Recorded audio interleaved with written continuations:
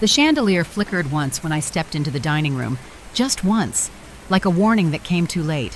40 people were already seated, crystal glasses, starched napkins, a long table glowing under warm light meant to soften everything it touched. It didn't. Not really. It only made the smiles look sharper.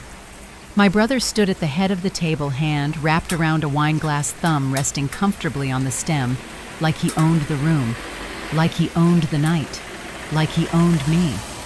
Well, he said, dragging the word out, eyes sliding in my direction. Look who finally showed up. Laughter rolled across the table. Low, polite, practiced. I hadn't even taken off my coat. Traffic, someone muttered, not looking at me. My brother smiled wider. No. She's always late, always drifting. That's kind of her brand. A few heads nodded. My father didn't look up from his plate. My mother adjusted her napkin like the fabric was misbehaving. I took 2 steps forward. The chair closest to the door scraped as I pulled it out. The sound cut clean through the room. Nobody offered to help. That was the first thing that hurt. I sat. My brother lifted his glass again. Before dinner, I just want to say how grateful I am. Family, friends, people who actually show up and build something. He paused, let it hang, and people who don't. Eyes flicked toward me, then away, then back. If you've ever had family treat you like you don't matter, like you're optional, replaceable, or embarrassing, pause for a second. Hit like, subscribe, stay with me. This isn't a story about shouting back. It's about what happens when you don't. My brother turned fully toward me now. So, Claire, he said, voice smooth, how's everything? Everything. The word landed heavy. Fine, I said, short, clean, no decoration. He chuckled, still floating around. My jaw tightened. The overhead lights hummed. Somewhere behind the kitchen door, a dishwasher kicked on. Water sloshed. Plates rattled. I'm working, I said. Working, he repeated like he was tasting something sour, doing what I didn't answer right away.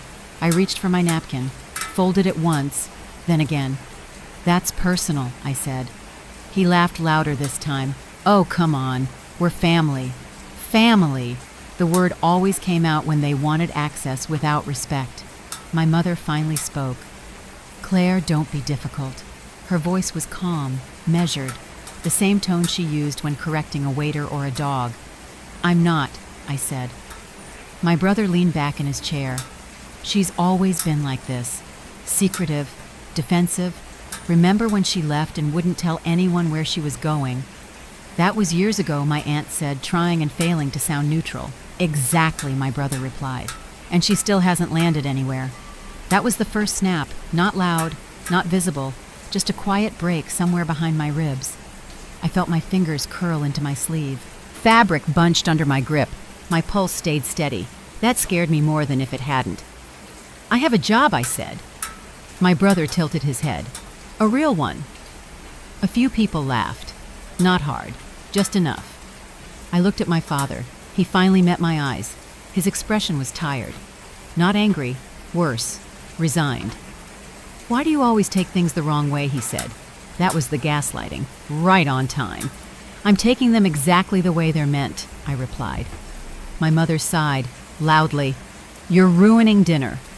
I glanced at the table, the roast untouched, steam rising, perfect food going cold while something uglier warmed up. I just sat down, I said. And already you're making it uncomfortable, she replied. My brother tapped the table with his knuckle. Once. Sharp. Let's be honest, he said. Claire likes to play the victim. It's easier than admitting she couldn't keep up. That was the second snap. My throat tightened. Not with tears, with pressure. I left, I said. Because you wanted me to work for you. For free. He smirked. I offered you stability. You offered me control. My father's chair scraped back an inch. A warning. A signal. That's enough, he said. Apologize. The word hit harder than the insult. For what I asked. For your tone, my mother said quickly. For making this about you. I looked around the table, at the people avoiding my eyes, at the ones watching carefully like this was entertainment. This was already about me, I said. You just didn't expect me to speak." My brother shook his head, smiling like he'd won something. "See drama." I stood. The chair legs protested against the floor. The dishwasher stopped.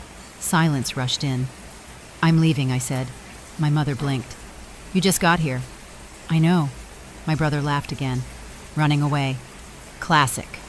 I reached for my coat. My hands didn't shake. "Don't do this," my father said. "Sit down. Be normal for once." Normal. The word tasted like dust. "I am," I said. "This is me being honest." My mother's lips pressed into a thin line. She stood too now, smoothing her blouse. "Listen carefully," she said. "When this phase ends, and it will, you are not coming back here asking for help." The room held its breath. "You made your choices," she continued. "We're done cleaning up after you." That was the third snap. Not inside, somewhere deeper. I nodded once, turned, walked toward the door. Behind me, my brother said, "She'll regret this." The door closed softly, too softly. Outside, the night air was sharp, clean. My phone buzzed once in my pocket, a notification. I didn't check it. I stood there for a moment, coat still on breath, fogging in front of me. Inside that house, they had decided who I was. They had no idea what they had just finished breaking. I didn't cry when I left, not in the driveway, not when the house lights faded in my rearview mirror, not when my phone stayed silent the entire drive back. Crying would have meant I still thought someone was going to chase me. They didn't. The road was empty. Street lights passed in slow yellow intervals. My hand stayed steady on the wheel, too steady, like my body had already decided emotions were a liability. That was the third time something in me shut down instead of breaking. I parked outside a 24-hour laundromat because it was the only place still lit. I didn't go in. I just sat there, engine off, listening to the tick of cooling metal and the low hum of dryers spinning other people's messes clean. My phone finally buzzed. A text from my father. "You embarrassed your mother. Nothing else. No, are you okay? No, call me when you get home. Just correction, control, clean up." I turned the phone face down. By morning, I was gone. I packed in silence. 2 suitcases, 1 backpack, clothes I actually wore. The laptop with the dented corner. I left everything else behind. The childhood photos, the awards, the spare keys. If it mattered, they would have noticed. The bus station smelled like old coffee and disinfectant. I bought a ticket with the last of my checking account. Didn't care where it went as long as it went forward. When the bus pulled away, I watched my hometown shrink into a smear of gray and beige. No nostalgia, no ache, just space. That was when it hit me. I had nothing. No job lined up, no couch to crash on, no family safety net waiting if I failed. $412 to my name and a credit card already flirting with its limit. People romanticize that moment, say things like, "Rock bottom builds character." They're lying. Rock bottom strips you down to instinct. I slept my first night on a borrowed couch in a shared office space someone from an online forum let me use. The lights never fully shut off. The air smelled like burnt coffee and overheated plastic. Every time someone walked past, I woke up. By the third night, I stopped pretending I was resting. I worked. I took every short contract no one wanted, fixing broken forms, cleaning up bad code, rewriting systems people had abandoned because it was cheaper to ignore them than fix them. I charged low, delivered fast, didn't talk about myself. That part came easy. I'd learned young that explaining yourself only gave people something to argue with. Weeks blurred, then months. I learned where to sit in public libraries so the Wi-Fi didn't cut out. Which cafes didn't care if you stayed 6 hours on one drink. How to stretch groceries without feeling hungry enough to panic. I didn't call home, not once. On my birthday, my mother sent a card. No message inside, just her handwriting on the envelope, careful and neat, like nothing bad had ever been said. I threw it away, unopened. That was the 4th snap. Quiet, necessary. By the end of the first year, I wasn't surviving anymore. I was building, not a dream, not a brand. Something smaller and sharper. A system that worked. A service people needed but didn't brag about using. Local organizations, small government departments, the kind of clients who cared more about results than reputation. I learned how to talk to them. Short sentences. No promises I couldn't back up. No buzzwords. They paid on time. That mattered. The first time I signed a real contract, I sat in my car afterward and stared at the dashboard until the engine went cold. Not because I was happy, because I was relieved. Relief is quieter than joy, heavier, more durable. I moved into a studio apartment with a window that faced a brick wall. The radiator knocked all night like it was trying to escape. I slept anyway. I hired my first collaborator 2 months later. He didn't ask where I came from. He asked what I needed. That's how I knew he was safe. We worked late, ate cheap food, fixed problems no one else wanted responsibility for. My name started showing up in emails, then meetings, then conversations I wasn't in the room for yet. I stayed invisible on purpose, because somewhere deep down I knew my family didn't forget. They watched, quietly, from a distance, waiting for proof that I'd fail so they could say, "We warned you." And I let them wait. The night I finally changed my phone number, I stood in my apartment with the old SIM card in my hand. My father's contact stared back at me, my mother's, my brother's. I hesitated for exactly 3 seconds. Then I snapped it in half. Plastic cracked, clean, final. That was the moment I stopped being their daughter. I became something else. Someone without a backup plan. People think that's reckless. They're wrong. It's efficient. Because when there's no way back, you stop looking over your shoulder. You stop negotiating with ghosts. You stop asking for permission from people who never intended to give it. You move forward, or you don't move at all. Years later, when people ask how I did it, how I built something from nothing, I always give them the same answer. I didn't have a choice. What I don't say is this: walking away didn't make me strong. Staying gone did. And while they were telling each other stories about how I'd fallen apart without them, I was learning exactly how to stand without anyone at all. Success didn't arrive with noise. It crept in quietly, like a utility bill paid on time, like a system that stopped crashing, like an inbox that no longer filled with panic. By the time my name meant something, no one in my family knew where to look. I liked it that way. I worked out of a converted warehouse with peeling paint and windows that rattled when trucks passed. No sign on the door, no receptionist, just a keypad, a coffee machine that burned everything, and whiteboards stained with old solutions. The kind of place Marcus would have called depressing. The kind of place that worked. My days were short sentences and hard deadlines. Fix this, deliver that, don't miss, don't explain. Clients didn't care about my backstory. They cared that the problem disappeared. And it did. 1 small contract became 2. 2 became 5. 5 became a calendar that stopped having blank weeks. I hired carefully. People who listened more than they talked. People who stayed when things broke instead of looking for someone to blame. We didn't celebrate much. No launch parties, no press. When something went right, we moved on to the next thing. That discipline became our advantage. I bought a better laptop, then a second monitor, then a desk that didn't wobble. Progress measured in inches instead of announcements. The first time a client asked if I could scale, I didn't answer right away. Scaling meant visibility. Visibility meant questions. I told them yes anyway. We grew sideways, quietly, into spaces no one else bothered with. Infrastructure. Compliance. The unglamorous work that kept systems alive while everyone else chased applause. Money followed, steady, predictable, clean. I paid my taxes early, filed everything twice, kept records like I was already on trial, not because I was afraid, because I knew who would want to dig first. My phone buzzed one afternoon while I was reviewing logs. An unfamiliar number. I let it ring. It rang again. Then a text appeared. "Hey, it's Mom. Call me." No punctuation. No warmth. I didn't. An hour later, another message.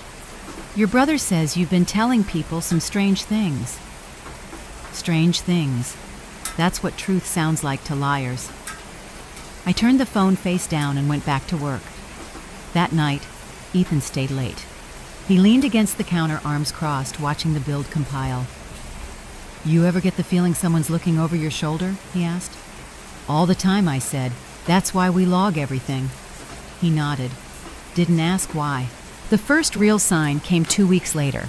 An email sent from my address to a firm I'd never contacted, attachments I hadn't shared, calendar entries that mirrored my schedule too closely to be coincidence. I stared at the screen until my eyes burned. Then I didn't panic. I called Rachel. "Check access," I said. "Now." She didn't ask questions. She never did. 10 minutes later, she walked into my office, tablet in hand. "Someone created a temporary credential," she said. "Used it once, cleaned up after." "How clean?" I asked. "Clean enough to think we wouldn't notice." I exhaled slowly. Marcus had always underestimated effort. He thought confidence replaced competence, that volume replaced proof. I smiled. "He's fishing," I said. For what Ethan asked, for a story. That same night, Nina messaged me. "Grandpa's not doing well," she wrote. "They're planning something, a gathering. He keeps asking about you." My chest tightened, not with fear, with recognition. They needed a reason to gather people. They needed witnesses. They needed me in the room. I didn't answer right away. Instead, I opened my files, contracts, payment histories, audit trails, every quiet win stacked neatly where no one had thought to look. I slept in the office that night, not because I was tired, because I wanted to be awake. 2 days later, a grainy photo hit my inbox. Me leaving the building after dark. Time-stamped, framed. Marcus wasn't just checking, he was collecting. Rachel stood in my doorway, arms folded. "They're pulling records," she said. "Old ones." "Let them," I replied. Ethan frowned. "You sure?" "Yes, because here was the thing they never bothered to check. I hadn't built my life to impress them. I'd built it to survive them. Every decision had been made with distance in mind. Every system with redundancy. Every relationship without obligation. No favors owed, no shortcuts taken. That kind of life doesn't crumble under inspection. It sharpens. The night before the gathering, my phone rang again. This time I answered. My mother's voice came through, clipped and careful. "You should come," she said, "for your grandfather." "I will," I replied. A pause. "And Claire," she added, using my name like a leash, "don't make this difficult." I smiled at the dark window in front of me. "I won't," I said. I hung up and turned back to my desk. On it lay a folder I'd prepared months ago. Not for revenge, for inevitability. People like Marcus always think they're the only ones playing the game. They forget something important. Some of us learned how to win without anyone watching, and the life they never bothered to check, it was about to check them instead. The lodge looked different at night. Brighter, louder, hungrier. Cars lined the drive like they were arriving for a celebration instead of an execution. Valets moved fast, coats disappeared, names were checked, smiles approved, doors opened. I arrived alone. No entourage, no announcement, just a dark coat, clean lines, and a calm I hadn't felt in years. Inside, the air buzzed. Laughter bounced off timber beams. Glasses clinked. Someone tuned a string instrument near the fireplace. The room smelled like citrus peel red wine and money pretending to be generous. Marcus hadn't seen me yet. He was already performing. He stood near the front shoulders, relaxed voice carrying easily from one circle to the next. Investors leaned in. Family hovered close enough to be seen, but not close enough to be blamed. My mother caught sight of me first. Her smile froze for half a second. Then she recovered. She always did. "You came," she said, stepping into my path. "For Grandpa," I replied. She nodded. "Good. Just keep it civil." Civil. Another leash word. "I always do," I said. She searched my face as if looking for cracks, found none, stepped aside. I moved through the room slowly, not hiding, not rushing. I spotted Nina near the bar, notebook tucked into her clutch eyes, already scanning. She raised her glass slightly. "A question." I shook my head. "Not yet." Marcus finally noticed. His expression flickered surprise, then delight, like a child spotting a toy exactly where he left it. "Well, well," he said loudly, stepping forward. "You made it after all." "Traffic," I said. A few people laughed. He thought it was for him. Everyone. Marcus continued, raising his hand. Before we sit down, I wanted to share something. There it was. Staff moved efficiently, placing thick folders at every seat. Mat covers, heavy paper, professional, expensive. My name stared back at me from the nearest one. Claire Hawthorne, background summary. The room leaned forward. My father straightened. My mother clasped her hands. Someone near the back whispered, "What's this about?" Marcus smiled like a man opening a gift he'd wrapped himself. "Transparency matters," he said, "especially when certain people exaggerate their accomplishments." Eyes turned toward me. Again. I didn't sit. Marcus opened his folder. "Let's clear up some confusion." He flipped the first page. "Claire claims to run a technology firm," he read. "Claims contracts, influence, growth." He paused, looked up, smirked. "Page 1, he continued, voice slowing. "Company registration confirmed." The room shifted. Revenue streams, verified. A murmur. Client history. Public sector. Compliant. Silence crept in thin and sharp. Marcus blinked. Once. He flipped faster. "Property records," he said, reading now instead of performing. "Commercial lease. Ownership interest." His voice caught. "Assets listed at..." He stopped. Swallowed. That can't be right. That was the first crack. I reached down and picked up my own folder. Opened it calmly. The pages were clean. Precise. Boring even. That's what made them lethal. Marcus laughed nervously. "Okay. So she's not completely broke. Congratulations." A few uneasy chuckles answered him. Then someone near the front whispered, "Is that..." The journal. Another voice. "I saw her name last month." Phones appeared. Screens lit up. Searches ran faster than Marcus's mouth. "Claire Hawthorne," he read again, lower now. "Founder and CEO. Awarded statewide infrastructure contract. Recognized by..." He stopped. The microphone slipped from his hand. Hit the floor with a hollow crack. That sound did more damage than any word. My father stared at the table like it had betrayed him. My mother's lips parted slightly, then pressed together hard enough to blanch. I stepped forward. "I didn't exaggerate," I said. I simplified. A senator approached me, hand extended. "Ms. Hawthorne, your pilot program impressive." "Thank you," I said, shaking his hand once. Marcus snapped back to life. "This doesn't change anything," he said too loudly. "There's more." He flipped to the last section. That's when Ryan moved, our cousin, the family lawyer. Always quiet, always watching. He crossed the room in 3 fast steps and grabbed the folder from Marcus's hands. "Give me that," Ryan said. Marcus protested. "That's mine." Ryan ignored him, adjusted his glasses, scanned the page. The room held its breath. Ryan cleared his throat. "Marcus Hawthorne," he read. "Unauthorized fund transfers totaling $1.3 million. Routed through offshore entities. Active investigation pending." A sound moved through the room. Not a gasp. Something worse. Recognition. My mother's napkin slipped from her hand. My father's glass tipped red wine spilling across white linen like a confession. Marcus backed away. "This is a mistake." The doors at the far end opened. 2 agents entered. Calm, certain, badges already visible. "Marcus Hawthorne," the woman said. "You need to step away from the table." "No," he said, shaking his head. "Ryan, tell them." Ryan stepped back. "I don't defend thieves." Handcuffs clicked. Clean. Final. The room split around him as he was led away. No one touched him. No one spoke. I stood where I was, still, watching the life he'd built on noise collapse under paperwork. Later, much later, my mother found me near the exit. Her voice was low, controlled. "You planned this," she said. I met her eyes. "No," I replied. "I survived it." She looked past me toward the room, toward the wreckage. "You've destroyed this family," she said. That was when I understood. Not everything breaks loud. Some things just end. "I didn't destroy anything," I said quietly. "I stopped lying for you." Her face hardened. "Don't expect forgiveness," she said.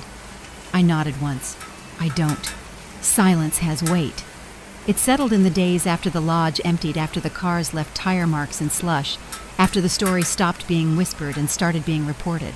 Silence filled the spaces where Marcus's voice used to live, booming, confident, wrong. I didn't rush to fill it. The first call came 3 nights later. Unknown number. I let it ring until the screen went dark. Then it rang again. And again. I answered on the 4th ring. Claire, Marcus said. His voice sounded thinner, like it had been wrung out. It's me. I didn't say anything. They froze the accounts. He continued, words tripping over each other.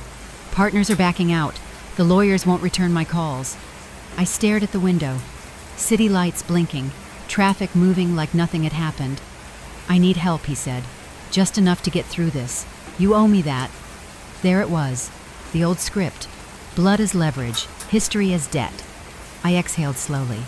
I don't owe you anything. A pause, then anger. After everything I did for you. You humiliated me, I said. For years. Silence on his end.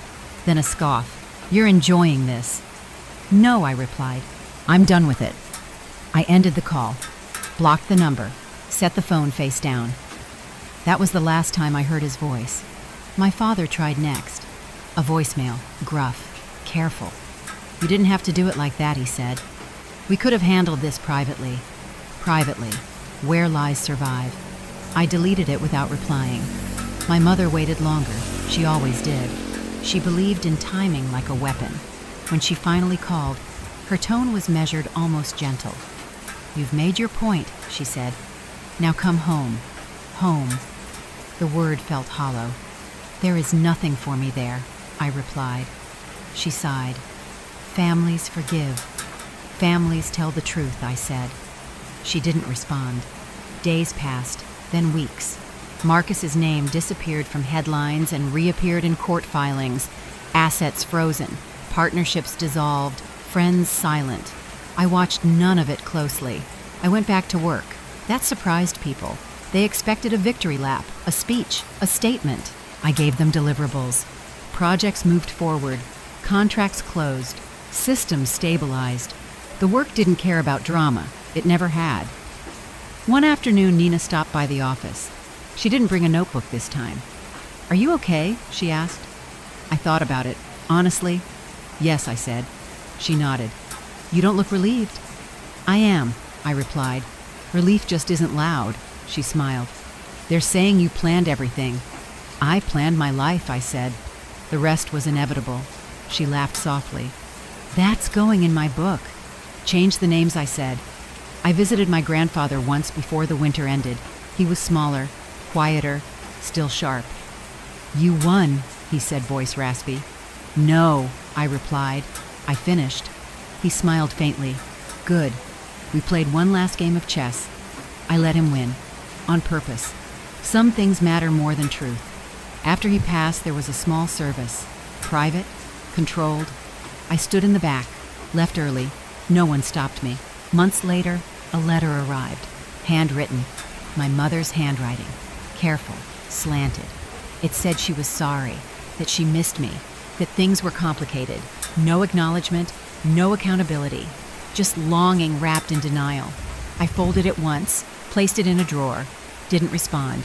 Forgiveness isn't something you owe people who refuse to change. It's something you give when it's safe. I changed offices that summer, moved into a building with clean lines and quiet hallways, put my name on the door. Small letters, easy to miss. That felt right. Sometimes late at night I think about the girl who walked out of that dining room with her coat still on, the one who thought leaving meant losing everything. She didn't know yet that walking away wasn't the end. It was the boundary. People ask me now how I did it, how I survived without family backing, without connections, without a safety net. I tell them the truth. I stopped asking people who didn't respect me to define my worth. They nod, write it down, quote it. What I don't say is this. The silence that followed wasn't empty. It was clean. It made room. And in that space, without shouting, without applause, without anyone's permission, I built a life that didn't need defending. That's what was left after the silence. And it was enough.